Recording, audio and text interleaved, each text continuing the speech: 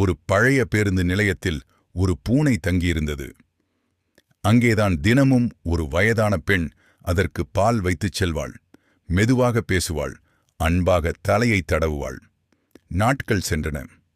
சில மாதங்களுக்குப் பிறகு அந்த பெண் வரவே இல்லை. ஆனால் பூனை அந்த இடத்தை விட்டு போகவில்லை. காலை வெயிலிலும் இரவு குளிரிலும் அதே இருக்கையின் கீழ் அது தினமும் காத்திருந்தது, அந்த பழக்கமான காலடி சத்தத்தை கேட்பதற்காக. ஒரு நாள் கடும் மழை பெய்தபோது பேருந்து நிலையத்தின் பழைய கூரை மழைத்துளிகள் பூனை மீது விழாதபடி நிழலாக நின்றது.